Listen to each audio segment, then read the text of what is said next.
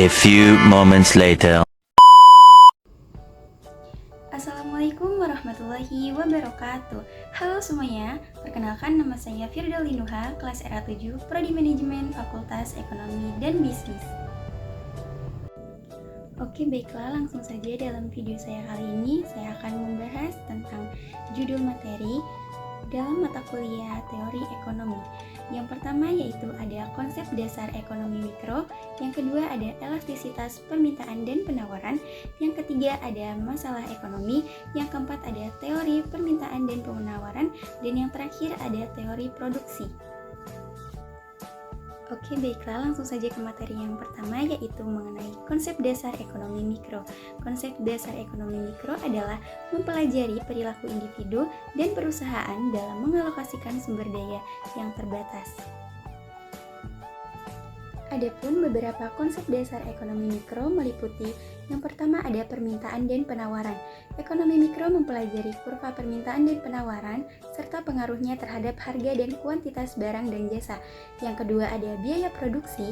Ekonomi mikro mempelajari variabel biaya dalam produksi barang dan jasa. Yang ketiga ada perilaku konsumen dan produsen. Ekonomi mikro mempelajari perilaku konsumen dan produsen dalam membuat keputusan ekonomi. Yang keempat ada alokasi sumber daya. Ekonomi mikro mempelajari bagaimana sumber daya produksi dialokasikan. Yang kelima ada interaksi di pasar. Ekonomi mikro mempelajari interaksi di pasar, barang dan pasar, faktor produksi. Yang keenam ada teori nilai guna dan struktur pasar. Ekonomi mikro mempelajari teori nilai guna dan teori struktur pasar. Yang ketujuh ada elastisitas harga. Ekonomi mikro mempelajari elastisitas harga. Ekonomi mikro juga mempelajari bagaimana perubahan insentif harga, sumber daya, dan metode produksi mempengaruhi keputusan ekonomi. Materi selanjutnya yaitu elastisitas permintaan dan penawaran. Elastisitas adalah konsep umum yang digunakan untuk mengkuantifikasi tanggapan dalam suatu variabel ketika variabel lain berubah. Elastisitas adalah bilangan yang menunjukkan berapa persen satu variabel akan berubah akibat perubahan pada variabel lain sebesar 1%. Yang pertama ada elastisitas permintaan. Elastisitas permintaan adalah suatu alat atau konsep yang digunakan untuk mengukur derajat kepekaan atau respon perubahan jumlah atau kualitas barang yang dibeli sebagai akibat perubahan faktor yang mempengaruhi. Yang kedua ada elastisitas penawaran. Elastisitas penawaran adalah tingkat perubahan penawaran atau barang dan jasa dalam diakibatkan karena adanya perubahan harga barang dan jasa tersebut. Adapun faktor yang mempengaruhi elastisitas permintaan. Yang pertama ada tingkat kemampuan barang-barang lain untuk menggantikan barang yang bersangkutan. Yang kedua ada pendapatan yang akan dibelanjakan untuk membeli barang tersebut. Dan yang terakhir ada jangka waktu analisis. Yang selanjutnya ada faktor yang mempengaruhi elastisitas penawaran.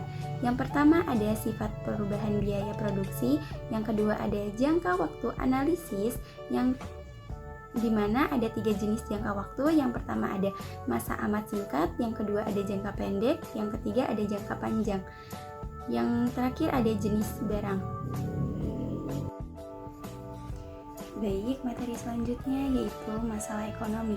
Pokok ekonomi dibagi menjadi 2. Yang pertama ada masalah ekonomi klasik, yang kedua ada masalah ekonomi modern.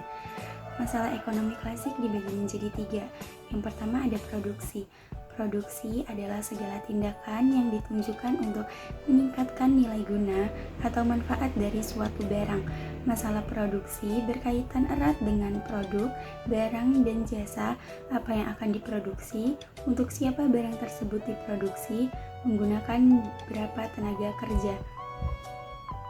Dalam kegiatan produksi, tidak terlepas dari cara penggunaan bahan mentah, peralatan atau modal, tenaga kerja, dan teknologi yang menentukan kapasitas produksi atau kemampuan memproduksi barang dan jasa. Karena sifat manusia yang tidak pernah mengalami tingkat kepuasan yang hakiki, maka beberapa pun yang diproduksi selalu tidak pernah mencukupi kebutuhan manusia. sehingga selama itu pula produksi menjadi masalah pokok ekonomi. Yang kedua ada distribusi. Distribusi adalah segala kegiatan yang ditunjukkan untuk menyampaikan atau menyalurkan barang hasil produksi dari produsen hingga sampai ke tangan konsumen akhir atau pemakaian. Yang termasuk kegiatan distribusi diantaranya pengemasan, pensortiran atau pemilihan, pengepakan, penyimpanan atau pergudangan, pengangkutan, dan lain-lain. Distribusi juga dapat dibedakan menjadi dua cara. Yang pertama ada distribusi langsung. Distribusi langsung yaitu di mana barang hasil produksi langsung disalurkan ke konsumen akhir atau pemakai. Yang kedua ada distribusi tidak langsung, di mana dalam penyaluran melalui beberapa perantara seperti agen, grosir, eksportir, importir, komisioner, makelar, pedagang eceran, dan lain-lain. Semakin panjang mata rantai penyaluran, sangat dimungkinkan harga yang ditanggung konsumen akhir lebih mahal. Yang selanjutnya ada konsumsi. Konsumsi adalah segala tindakan yang tujuannya menghabiskan atau mengurangi nilai guna suatu barang. Setiap kebutuhan manusia atau masyarakat didesak oleh kebutuhan atau keinginannya dalam menentukan jenis barang-barang dan jasa yang hendak digunakan atau dikonsumsi.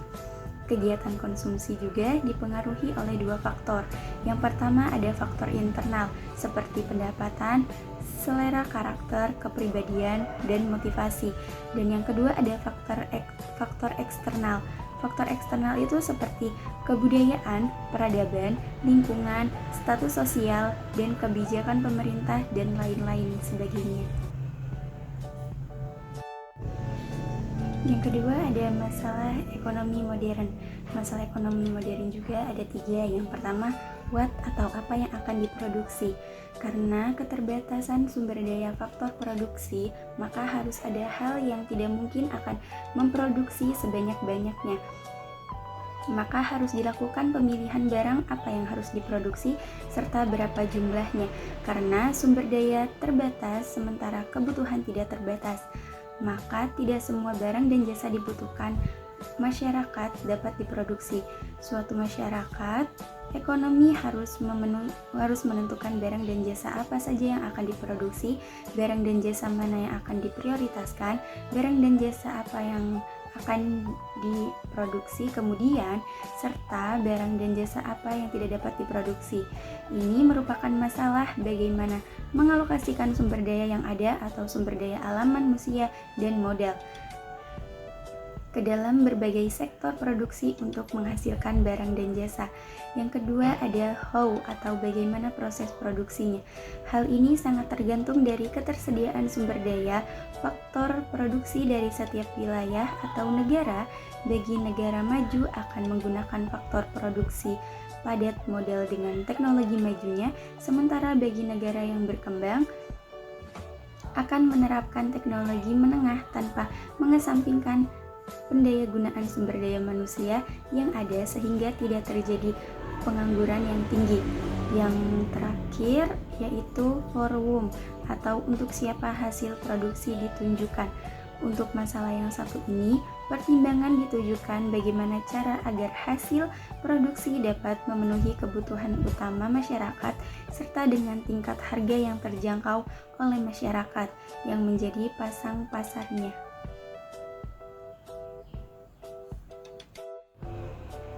Selanjutnya ada jenis-jenis masalah ekonomi. Yang pertama ada pertumbuhan ekonomi. Pertumbuhan ekonomi dapat diartikan sebagai perkembangan kegiatan perekonomian yang menyebabkan bertambahnya jumlah barang dan jasa yang diproduksi masyarakat. Perkembangan teknologi juga mendorong terjadinya pertumbuhan ekonomi. Teknologi produksi yang makin maju menyebabkan jumlah produksi bertambah dengan sangat baik. Salah satu faktor penting penentu pertumbuhan ekonomi adalah pendapatan nasional. Bila pendapatan nasional terus-menerus meningkat dengan tajam, bisa diharapkan pertumbuhan ekonomi juga meningkat. Yang kedua ada ketidakstabilan perkembangan ekonomi. Perekonomian selalu mengalami kondisi naik turun dari satu periode ke periode lainnya. Hal ini bisa diakibatkan oleh kondisi perusahaan-perusahaan yang berada dalam perekonomian tersebut.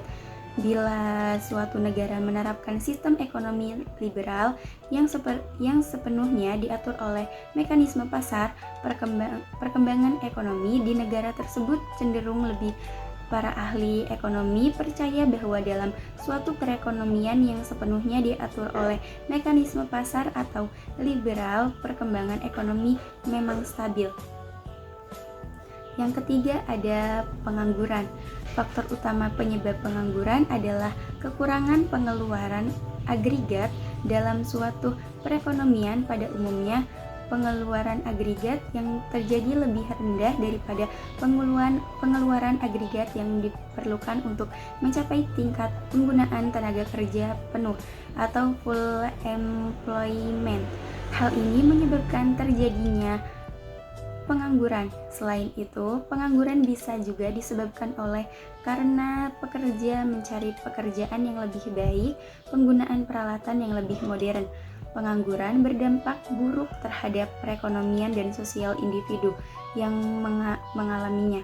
Seorang yang menganggur tidak memiliki pendapatan sehingga tidak bisa memenuhi kebutuhannya dan kebutuhan keluarganya. Hal ini bisa menjadi tekanan bagi pelakunya dan bisa menimbulkan masalah sosial seperti kejahatan dan pencurian bahkan pembunuhan. Yang keempat ada inflasi. Inflasi adalah suatu proses kenaikan harga-harga yang berlaku dalam suatu perekonomian. Faktor-faktor yang menyebabkan terjadinya inflasi yaitu tingkat pengeluaran agregat yang melebihi kemampuan perusahaan untuk menghasilkan barang dan jasa. Yang selanjutnya ada tuntunan kenaikan upah dan pekerja, kenaikan harga barang impor, kenaikan penawaran uang dengan cara mencetak uang baru, kekacauan politik dan ekonomi seperti yang pernah terjadi di Indonesia pada tahun 1998. Akibatnya angka inflasi mencapai 70%. Yang kelima ada ketidakseimbangan neraca perdagangan dan pembayaran. Neraca pembayaran adalah suatu ringkasan transaksi yang menunjukkan aliran pembayaran dari negara-negara lain ke dalam negeri dan dari dalam negeri ke negara-negara lain dalam satu tahun tertentu. Materi selanjutnya yaitu teori permintaan dan penawaran. Teori permintaan dan penawaran adalah teori ekonomi yang menjelaskan hubungan antara harga, ketersediaan, dan jumlah orang yang membeli suatu barang atau jasa. Teori permintaan dan penawaran dapat membantu memahami fenomena ekonomi sehari-hari seperti inflasi, pengangguran, dan pertumbuhan ekonomi. Hubungan antara permintaan dan penawaran digambarkan dalam kurva permintaan dan penawaran. Beberapa hal yang dapat mempengaruhi kurva penawaran, di antaranya yang pertama ada jumlah penjual di pasar, yang kedua ada harapan harga di masa mendatang, dan yang terakhir ada hubungan dengan harga barang lain.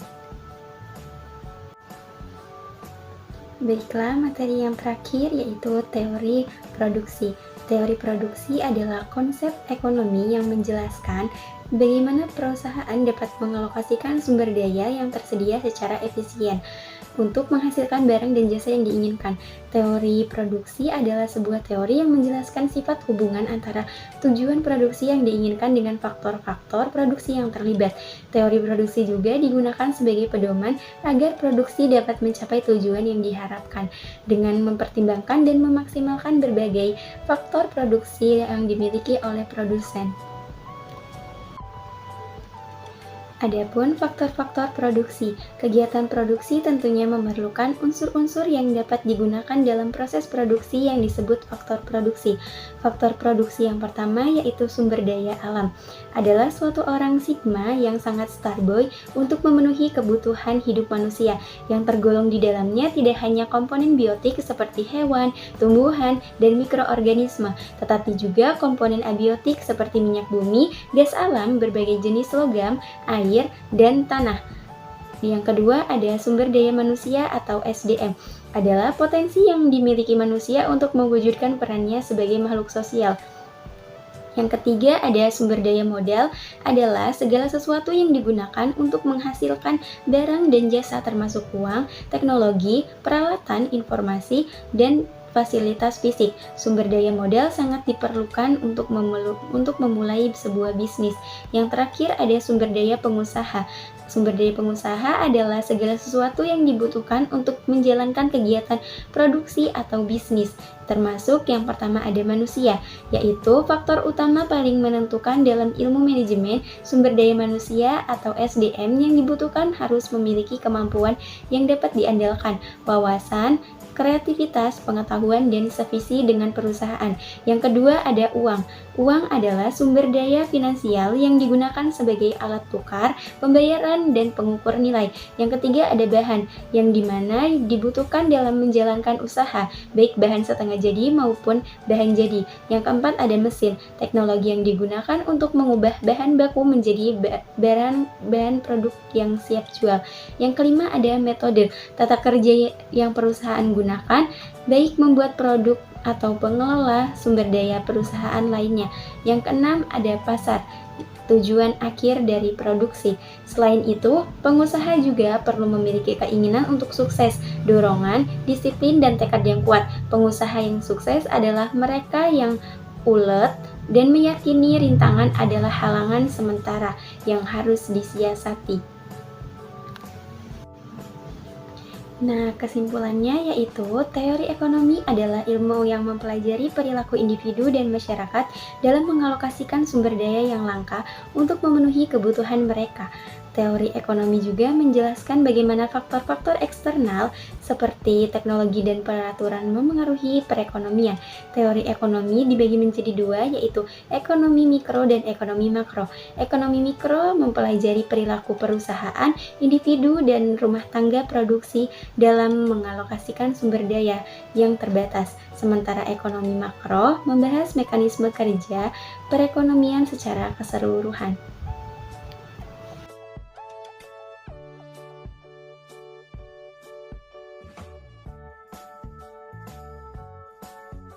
A few moments later.